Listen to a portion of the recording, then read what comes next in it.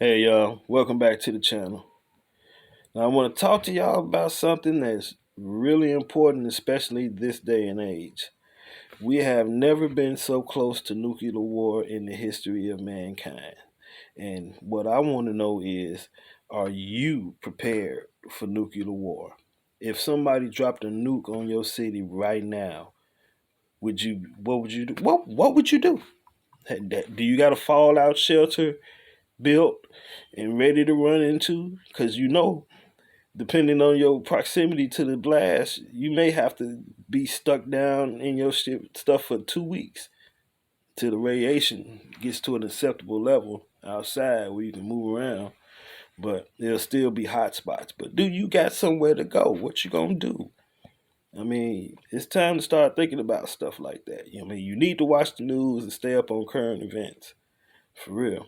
Don't just wait and think that the government is going to come in and tell you everything because they not. They're not. But believe you me, they got somewhere to run to. And you is not got a spot there. I promise you. So, y'all need to be thinking about it's be good if you got a basement. If you don't have a basement, I hope you're not in the blast radius. I swear to God, I hope you're not in the blast radius. And even then, you're gonna have to pile as much stuff as you can around yourself. See, the thing is, the blast. If you're in the blast radius, you're done. You're done anyway. So you know what I'm saying. But if you're not in that blast radius, then you have to watch out for what the fallout. The fallout is what it gets you. If you can survive that pressure wave and that heat wave that's coming directly out behind it, then you got to watch out for the fallout radiation. Now, fallout is all the debris and materials that got atomized at ground zero of the explosion. And so all that stuff then rolls up into the atmosphere, sometimes miles and miles, sometimes it may drift forever, you know what I'm saying, depending on the wind, which way the wind blowing. But that stuff got to come down. And that's what fallout is. It's the radioactive particles. It's gonna come down like dust, but it'll be dust that kill you. So you need to have like the vents on the top of your house, like especially like your toilet vents. You still want them to function. So just take like two socks and rope and pull them down over. That way it's covered and to catch that dust and keep that radioactive dust from out the core of your home because it'll come all the way down to your basement. You know what I mean? Where you hide. And you'll have a hot spot down there killing you and you don't know it.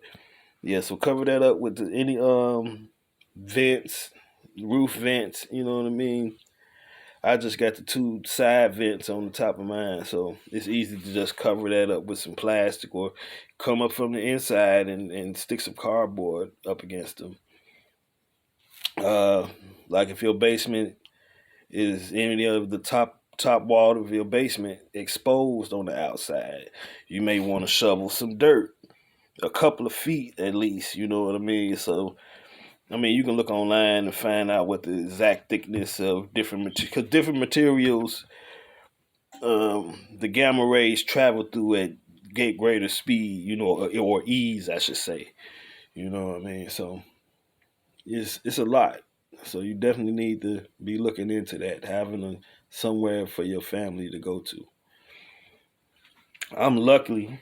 Well, my basement is all the way underground, and then even then, it's got a slab on top of that. So I'm pretty thankful. And plus, we had just remodeled, so I got another inch of. I got some framing up against the wall, and then I got some R3 insulation, and then it's another like quarter-inch layer of drywall on the main walls of the basement. So everything counts.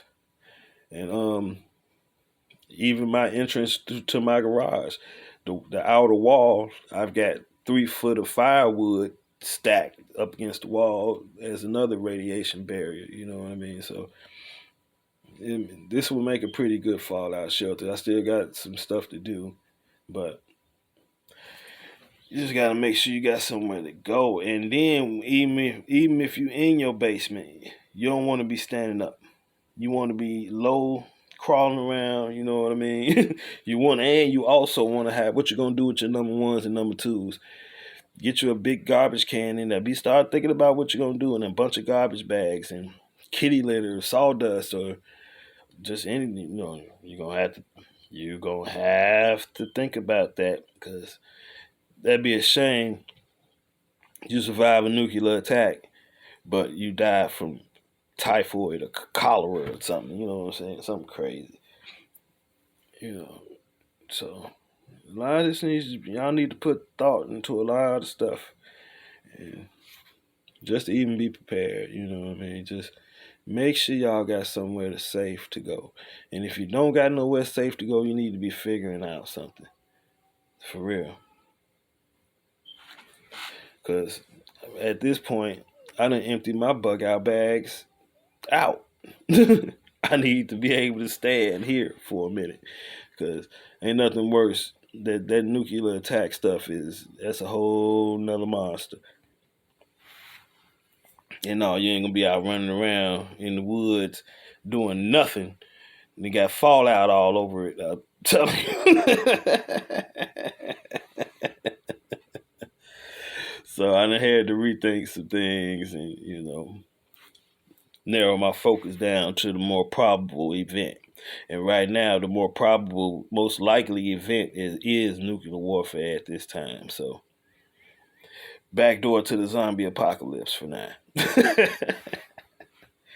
But like I said, man, make sure y'all got somewhere to go. Make sure that you know what's all the nuclear attack entails, and understand the size of the weapons that the enemy is going to be using against us. Yeah, they some big, huge monsters. They city destroyers for real. 100 megaton blast would raise Chicago to the suburbs. Yeah, it's like that. So ain't no joke. This ain't no game. This is life and death. I may hee ha ha, but this is serious. This is gonna take a lot of people out if it happens. I pray to God that it don't, but if it does, life ain't gonna be the same.